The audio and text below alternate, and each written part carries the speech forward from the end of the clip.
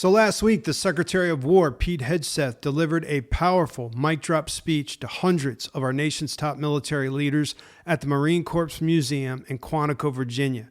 And there were some things I absolutely loved about this speech that actually pushed me to keep improving my own physical health and fitness, even at 50 years old. But I realize not everyone is like me. I know that over the past week, many considered his speech to be extremely offensive, and many are criticizing him and his new policies for our military. I think how you view this speech depends upon how you see this dangerous fallen world that we live in, and also how you see yourself as a man. It just depends upon the way you're wired, how you see things. Personally, I found the speech extremely inspiring, motivating, a much needed kick in the asphalt. You know what I'm saying? To me, the type of leadership and changes that Hegseth is bringing to our military is extremely beneficial for us as a nation. If handled rightly, it can bring safety and peace for our nation and also for our allies. Over the past week, I've talked with several friends who are current military leaders or former military leaders. One was even a former Spec Ops guy, and all of them loved the speech. And regarding these needed changes that Hegseth is implementing, they all basically said the same thing. It's about freaking time. It's about freaking time. So in this episode, I'm going to break down the highlights of Hegseth's speech and share some of my own thoughts along the way, because it's going to help all of us keep doing what we need to be doing, what we're always talking about here on the GRIZ Podcast. Step up and man up. So here we go. What we do in life echoes in eternity. They may take our life, but they'll never take our freedom. I can hear you, Bill. Get up out of my face. You called down the thunder, well now you got it.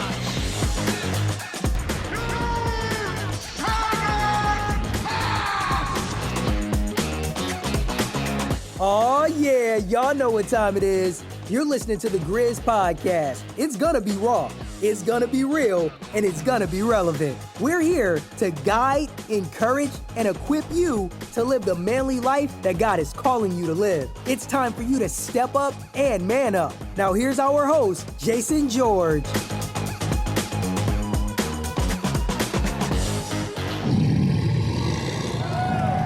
him, Jay. Yo, what is going down, all my brothers from other mothers around the world? Thanks so much for taking time to tune in and listen to the GRIZ Podcast. I'm so glad that you're here. Today is Monday, October 6, 2025, when I'm recording this, and I am here in the GRIZ Cave, as usual, with my dog Ike, and I am enjoying a glass of iced tea right now. I was not in the mood for hot coffee this afternoon.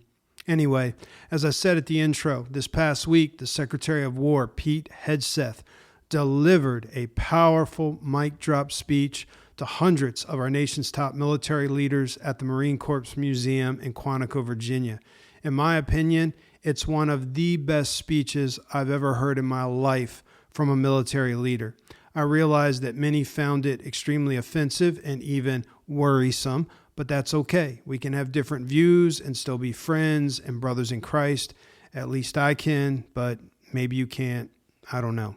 In my opinion, the type of leadership and the changes that Hegseth is bringing to our military is extremely beneficial for us as a nation.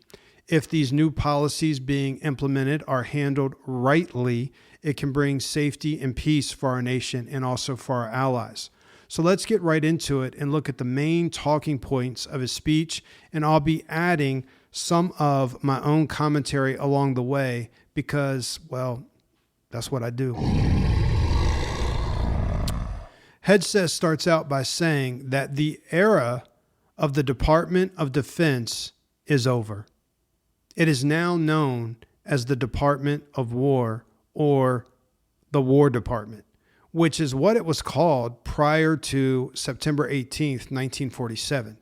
Hegseth made this name change because he says the motto of his platoon when he was a soldier was those who long for peace must prepare for war.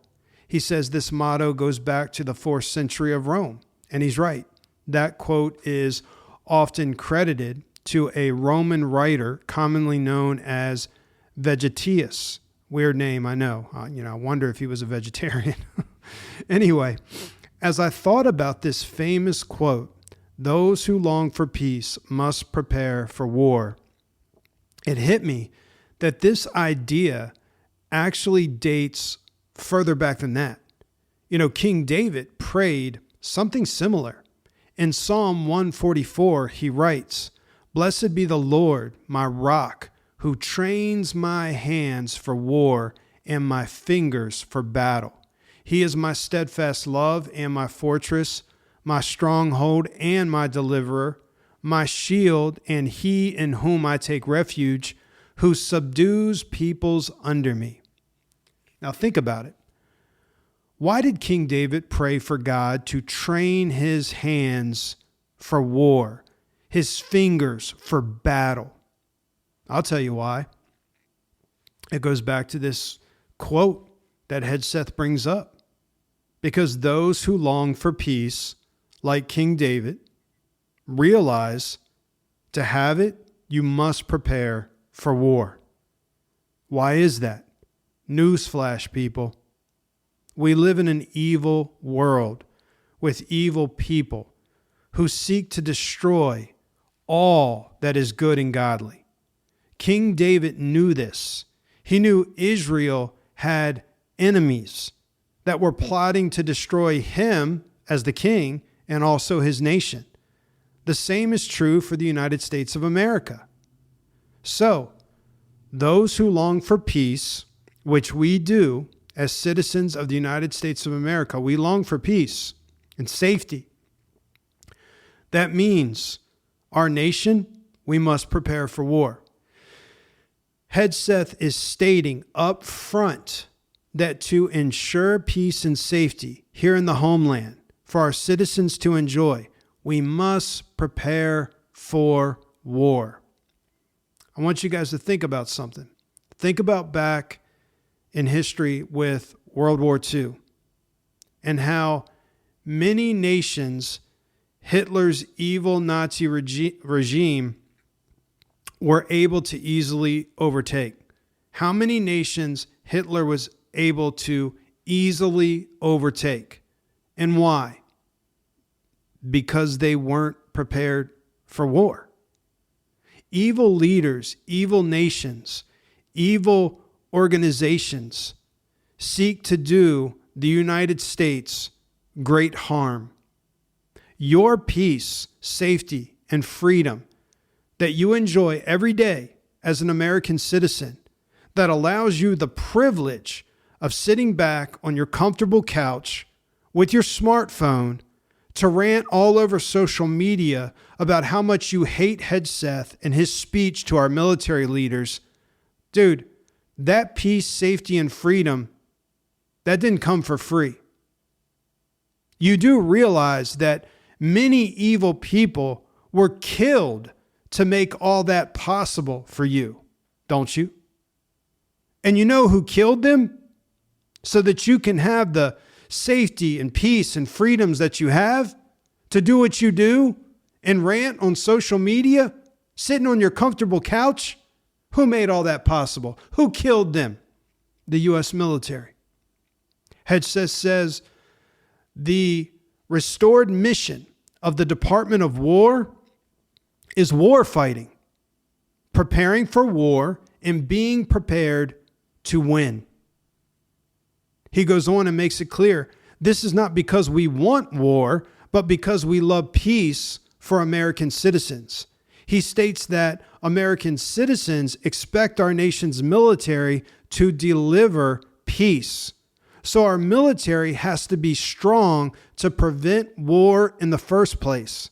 He says if we don't protect our people, we will become subservient to outside forces. He's exactly right, dude. Let me grab a sip of my tea here. This is a truth that we see throughout all of history. If we don't protect our people, we will become subservient to outside forces.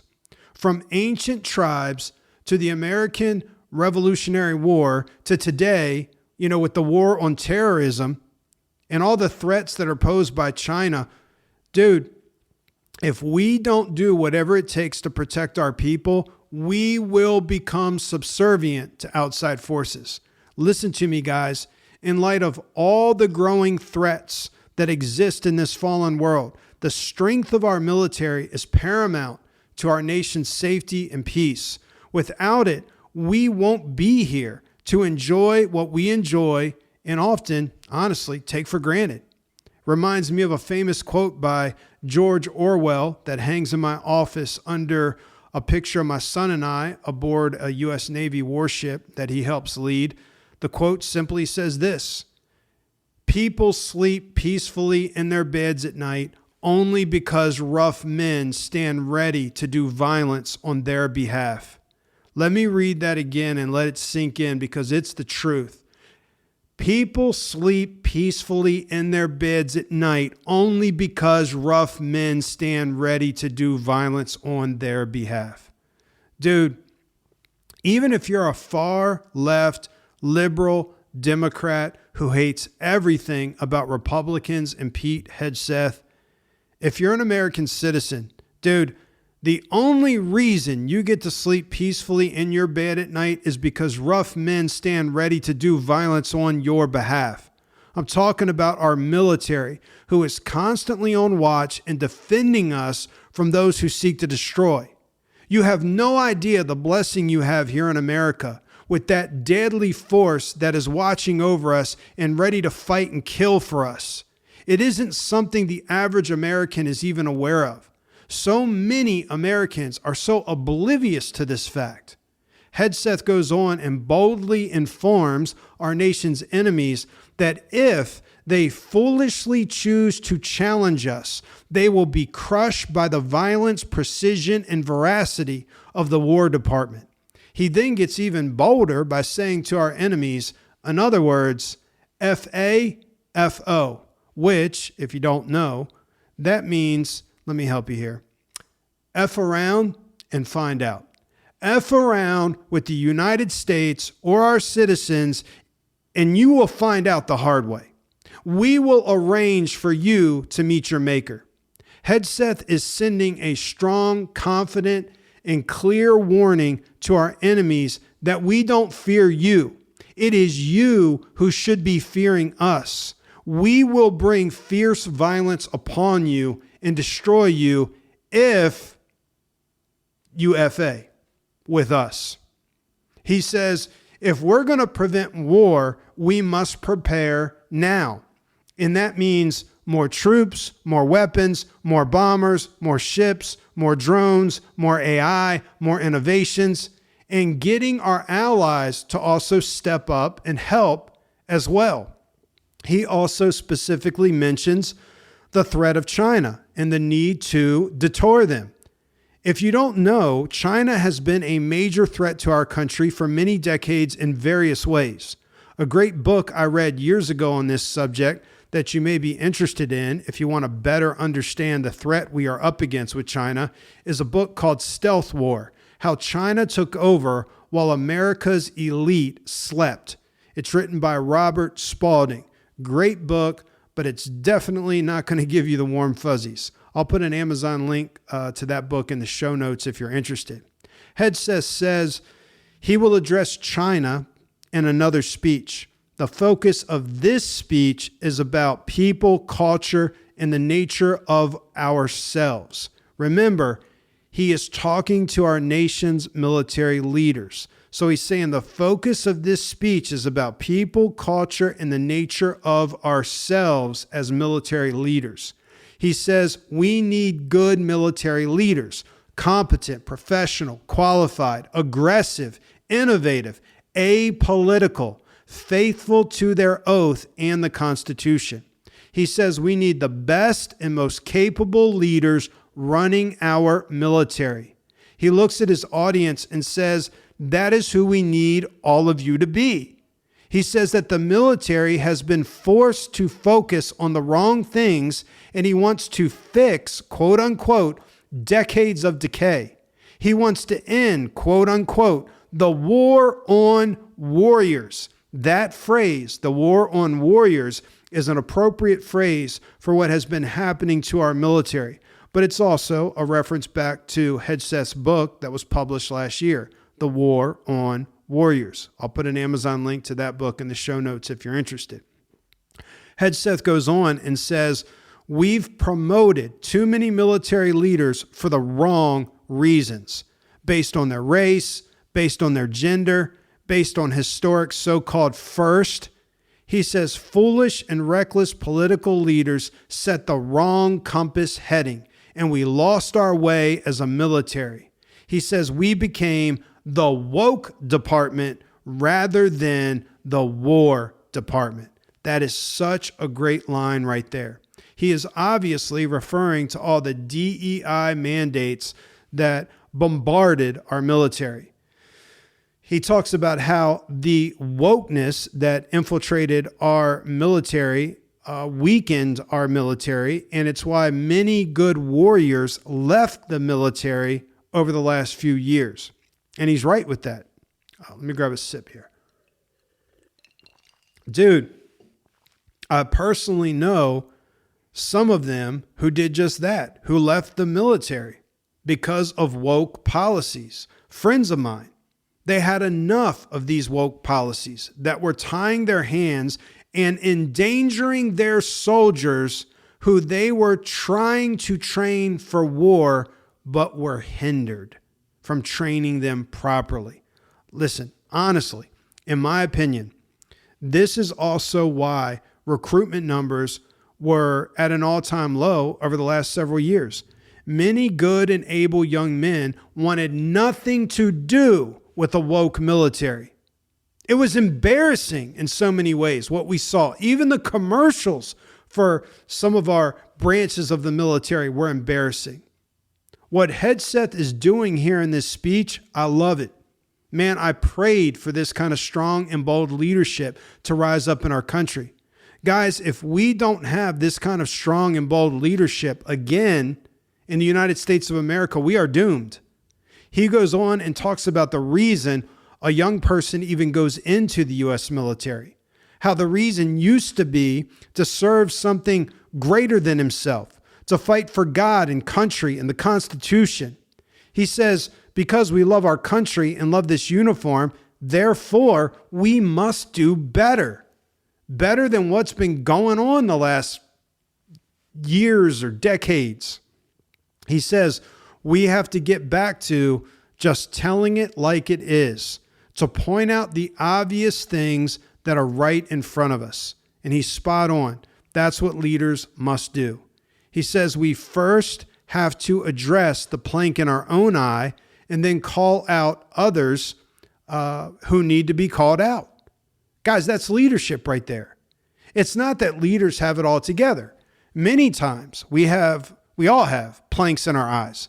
And that's why Jesus said for us to first remove the planks in our own eyes and then, apologize, do better, and then you go help those under you or around you do the same.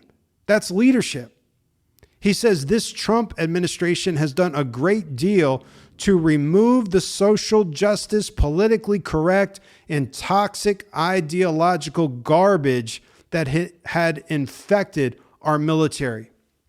He says no more identity months, no more DEI offices, no more dudes in dresses, no more climate change worship, no more gender delusions. He says we are done with all of that shih tzu.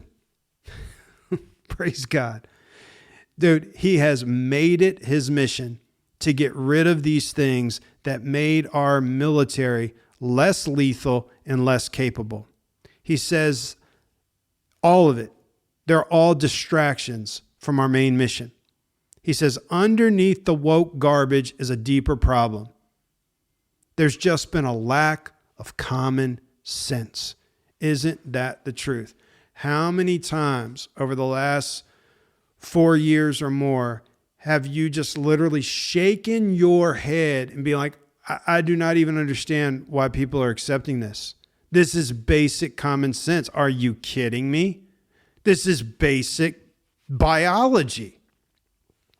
He goes on in his speech and he said the litmus test for him with our military and where it needs to be, the level it needs to be, is would he want his eldest son joining the type of military formations that we are building? And he asked the other military leaders to ask that question. He says, if in any way the answer is no, or yeah, but then we're doing something wrong. Man, this is so refreshing to hear for me as a father whose son is serving in the military. Hegseth says every parent whose son or daughter joins the military deserves to know they are entering a military that he, Pete Hegseth, the Secretary of War, would want his son to join. He tells his military leaders, do unto your own unit as you would do to your own child's unit if they were in the military. He says that's going to be our golden rule. And here's the part of the speech that so many are criticizing him for. He asked these military leaders, do you want your son serving with fat, unfit, and undertrained troops, or alongside people who can't meet basic standards, or in a unit where standards were lowered so certain types of troops could make it in a unit where leaders were promoted for reasons other than merit, performance, and war fighting? He says the answer is not no, it's hell no. I love this. I love this. I love this. I don't want a weak, flabby, out of shape, underqualified military. You know why? Because our sons and daughters who serve in that kind of military will easily die. That's why. And my son is deployed serving right now. Some of you listening, your son or daughter is serving right now, or your sister or your brother or your mom or your dad are deployed and serving right now. Dude, I want our military strong, prepared, hard to kill, and feared by our enemies. Sorry, not sorry. He says our military, aka the War Department, must restore a ruthless, dispassionate, and common sense application of standards. Let me say that again. Our military, the War Department, must restore a ruthless, dispassionate, and common sense application of standards. Here's what he means. He doesn't want his son serving beside troops who are out of shape, or in a combat unit with females who can't meet the same physical standards as men, or troops who are not fully proficient on their assigned weapons platform or task, or under a leader who was the quote unquote first female or transgender or first Hispanic American or whatever. You fill in the blank, but they're not the best. They're not the most qualified. This is so good. Dude, Hegseth is on fire with this. He says standards must be uniform, gender neutral, and high. I agree. If not, he says, then they're not standards. I keep saying this. I freaking love this. Dude, Hegseth is grizzing. This is the common sense he's talking about, that our country's leaders and military have been profoundly lacking for years. And all of us who believed these things, that this is how it should be. There should be standards. We were labeled as toxic. We were labeled as deplorable, as extremist. He goes on and he says, we need standards, not suggestions, because suggestions will get our sons and daughters who serve in our military killed. He's right. And I'm not okay with that. Because one of them is my kid.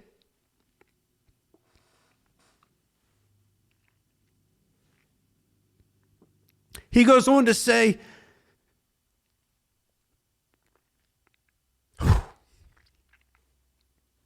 that when it comes to combat arms units, the era of politically correct, oversensitive, don't hurt anyone's feelings leadership, he says, that ends right now. That's over. He says, either you are disciplined, fit, and trained to do the job, to meet the standards, or you're out. In other words, you don't get an A for just trying, Johnny. Listen, Johnny, you should only get an A if you meet the standards for getting an A. You could take your participation trophies and throw them in the freaking dumpster. That mentality, that philosophy, it's not helping build strong young men and women in our country. He goes on, he says, every combat unit across the entire military will now return to the highest male standard only because this job is life or death. Standards must be met. He is also adding a combat field test for combat arms units that must be executable in any environment at any time. He goes on to say that war fighters in combat jobs must execute their service physical fitness test at a general, neutral, age norm male standard scored above 70%. He says it all starts with physical fitness and appearance. Pete Hegseth, if you don't know, is a pretty fit man for his age. And he says if the Secretary of War can do regular hard physical training, then so can every member of our joint forces. He said, frankly, dude's got some really big ones, you know what I'm saying? He said, frankly, it is tiring to look out at combat formations and see fat troops.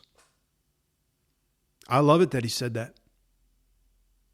He's just saying it how it is. He's calling out the obvious.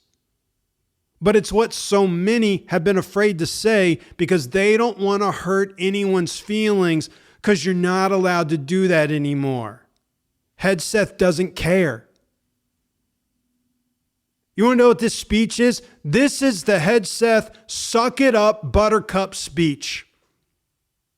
Lose the weight, get in shape, meet the freaking standards, or you're out. He then goes on to say it's unacceptable to see fat generals and admirals in the halls of the Pentagon and leading commands around the country and the world.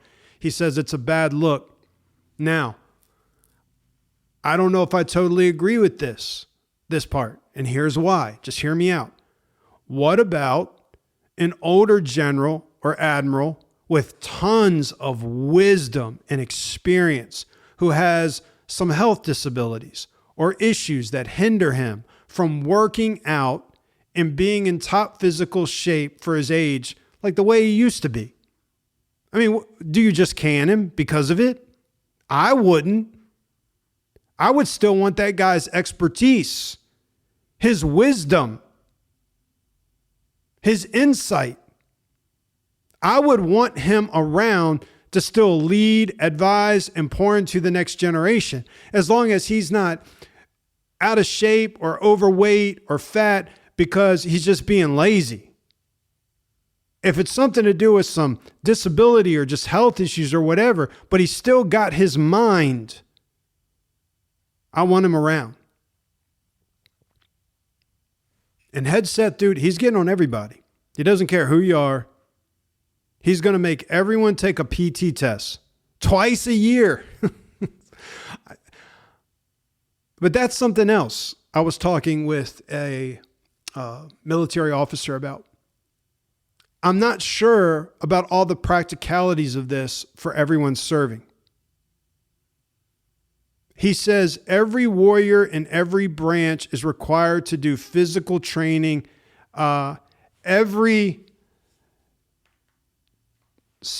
I'm sorry. Somebody was just trying to FaceTime me, so it interrupted me. He says, everyone takes a physical training test twice a year. And then I said, I'm not sure about the practicalities of this. So he goes on, he says, every warrior in every branch is required to do a physical training every duty day. Every warrior in every branch is required to do physical training every duty day. Sorry, guys. Somebody was trying to FaceTime me, and it threw me off. And Hegseth says, dude, he is done codifying our troops. Now, I agree with that. Like, I don't want to coddle our troops. I do believe that our troops, dude, if their days on duty, if they can have time to go work out, stay hard, stay strong, be hard to kill, like do it. However, some practicalities need to be worked out. This is what I was talking to an officer about. Many of these guys, most of them, they want to do PT every duty day. But that would also mean they need more support to allow time for that because they are overwhelmed with their responsibilities, especially when they're deployed. Many times there's no one to cover for them that knows how to do exactly what they do. And to try to factor in some kind of time to work out every duty day, that can be extremely difficult. There's no time for that. A lot of these guys that are deployed, they may be running off of 2 hours of sleep, 4 hours of sleep at night. So I'm not saying I disagree with Hegseth. I'm just saying some of the practicalities of all this have got to be figured out by guys that are much more, intelligent than I with all of this in the military. He told them, as leaders, they must set the standard. Then he also gets on grooming standards. He says, no more beards or long hair. He says, if you want that, then meet the standards for spec ops because they're allowed to have it. He says the era of unprofessional appearance is over. I don't have a problem with that. That's good. I noticed he didn't say anything about tattoos being unacceptable in order to enlist. I know that that old policy hindered some guys from enlisting. That used to be a policy, but not any longer. Hegseth also has a ton of tattoos himself, so it'd be kind of hypocritical if he did say that. He goes on to say, if you do not meet the male level physical standards for combat positions or meet the grooming standards, then you're out. He says upholding and demanding high standards is not toxic. Enforcing high standards is not toxic leadership. It is our duty. It is consistent with our constitutional oath. Now listen to this next part. This needs to be printed and framed and hung on the wall. Real toxic leadership is endangering subordinates with low standards. Real toxic leadership is promoting people based on immutable characteristics or quotas instead of based on merit. Real toxic leadership is promoting destructive ideologies that are anathema to the Constitution, the laws of nature, and nature's God. That is a mic drop quote right there. That is next level. That needs to be framed. That's like Churchill, Roosevelt, Lincoln type quote. So well worded. He says the definition of quote unquote toxic has been turned upside down, and we're correcting that. He says setting, achieving, and maintaining high standards is what you all do as military leaders. And if that makes me quote unquote toxic, Hegseth says, then so be it. Hegseth doesn't care. He's got big balls, man, and it's refreshing to see and hear. He says things will be merit-based, meaning it doesn't matter what your race or gender is. Do you have what it takes to meet the standard? Then that's all that matters. I agree with this. He says this is not about preventing women from serving in the military. But he said, when it comes to any job requiring physical power to perform in combat, those physical standards must be high and gender neutral. If women can make it excellent. If they can't, he says, it is what it is. If that means no women qualify for some combat jobs, then so be it. He said that's not the intent, but it could be the result. So be it. It will also mean that weak men won't qualify because we're not playing games. This is combat, he says. This is life or death. As we all know, this is you versus an enemy that is hell-bent on killing you. To be an effective, lethal fighting force, you must trust that the warrior alongside you in battle is capable, truly physically capable of doing what is necessary under fire. You know, this is the only standard you would want for your kids and for your grandkids. He's right. He said, let no warrior cry out from the grave, if only I had been properly trained. Hey, that is good.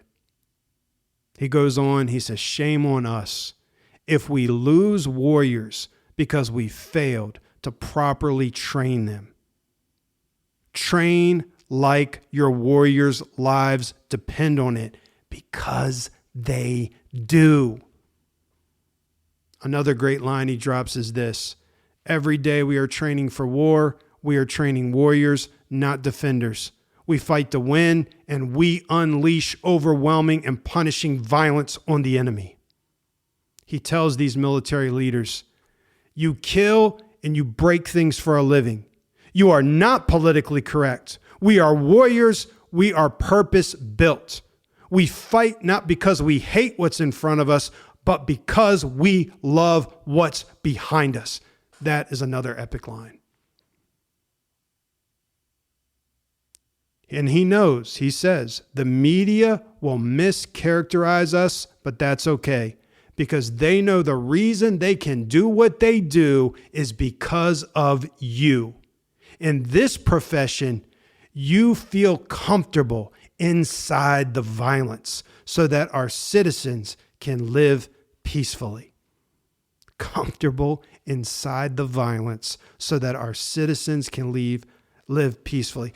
How does a warrior get to the point that he can live comfortable inside the violence? Training. High standards. Do hard things. It's an understatement. Hegseth also addressed the fact that he fired certain leaders who helped create a military culture that is the opposite of what he is now trying to promote.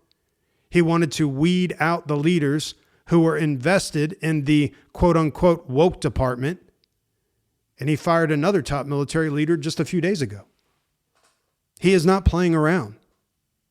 He tells these military leaders that they are now liberated under his leadership to be an apolitical, hard-charging, no-nonsense constitutional leader that you joined the military to be.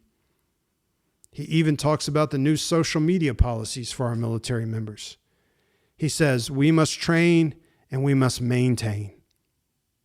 If we are not training on our mission or maintaining our equipment, it is a moment that we are less prepared for preventing or winning the next war. The tougher and higher the standards in our units, the higher the retention rates in those units. Warriors want to be challenged. Troops want to be tested. When you don't train and maintain, you demoralize. And that's when our best people decide to take their talents to the civilian world. The leaders who've created the woke department have already driven out too many hard chargers. He's right. Again, I saw this with a close friend of mine who was a leader in the Marine Corps, who left because of woke policies. He makes another great point when he says, we don't need new standards. We just need to get back to a culture in our military where enforcing standards is possible. Like, we're allowed to do that, right? He calls it the no more walking on eggshells policy. And I love it. I love it.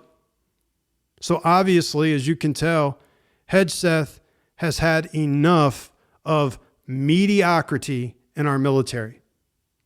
Hegseth told the room that if their hearts sank while listening to his speech, they should do the honorable thing and resign, and the military would thank them. But he said he suspected these words of discipline and encouragement were actually more inspiring than discouraging. And I'm sure some of the military leaders that were there, in Quantico, didn't like it all. But I believe most did. All these people who want to get mad at Hegseth for his speech, for what he's now requiring of our military and its leaders, I'd like to ask them, are these same people mad at President Theodore Roosevelt for when in 1908 he issued Executive Order 989 challenging Marine lieutenants and captains to march 50 miles in less than 20 hours? It was a test of their strength, endurance, discipline, and leadership. Hegseth believes the same thing Roosevelt believed, that physical toughness is essential for military readiness. And it's not just Roosevelt. Decades later, President Kennedy said the same thing in his speech about quote-unquote soft Americans, warning that the nation's declining physical fitness threatened its strength. So are any of you that are ticked off at Hegseth, are any of you ticked off at Roosevelt and Kennedy for that? For what they said back in the day? If you have a problem with Hegseth's speech and the standards he's raising for our military, then again, as I said at the beginning, you just don't get how dangerous and evil of a world we actually live in. You don't realize that the safety, peace, and freedoms you enjoy every day and that you take for granted as an American, they come at a high cost. And it can be taken from us quickly if we don't have a strong military who can bring intense violence and death to whoever would seek to destroy our country. Dude, it goes back to that Orwell quote I mentioned earlier that also Churchill used in one of his speeches. We sleep safely at night because rough men stand ready to visit violence on those who would harm us. Rough men. What's he talking about? He's talking about tough men, strong men, disciplined men, dangerous men who are hard to kill. Those type of men, they aren't born. They're made. And our U.S. military should be making them. And that means there has to be high standards. I'm telling you, dude, my opinion, mark my words, watch military recruitment continue to soar because of the policies and the leadership of Hegseth, what he's implementing here. I believe so many young men are longing for this kind of challenge to shape them into respected warriors. They actually want a high standard to attain. They want to be part of something elite. That's why when I was a kid, I remember I was obsessed with becoming Marine Recon. I wanted to be part of something elite. At that time, I didn't know much about special forces like the SEALs or the Berets. I wanted to be part of Marine Recon because I saw the old Clint Eastwood movie, Heartbreak Ridge.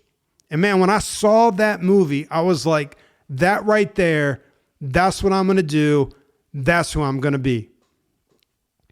And I was going for it. But God had other plans for me and called me into the ministry. And now I serve on a different type of elite spec ops team, if you know what I'm saying. Anyway, that's my take on the recent speech by the Secretary of War of the War Department, Pete Hegseth. Man, it fired me up. It's about freaking time. This is long overdue. Hey, stay tuned for a few closing items of GRIZ Biz.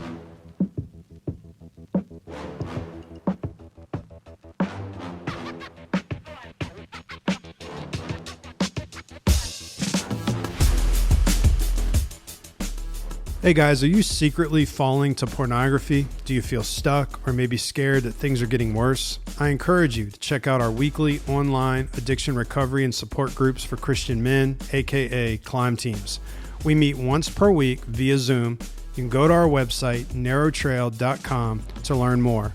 Or you can shoot me an email and we can set up a free 15-minute consultation to answer any questions you may have. Maybe you need some one-on-one coaching sessions with me via Zoom. My email is in the show notes. Don't let pornography and other sexual sin hold you back from fulfilling your God-given destiny. Reach out. Also, I'm asking all our regular listeners to become one of our monthly financial supporters for just $20 per month. Just $20 per month. Or maybe you just want to make a one-time donation. The GRIZ Podcast is an outreach of Narrow Trail Ministries, a legit 501c3 nonprofit ministry that I founded back in 2010. And we need to increase our donor support for us to keep doing what we're doing here at the podcast and with our online addiction recovery ministry for Christian men.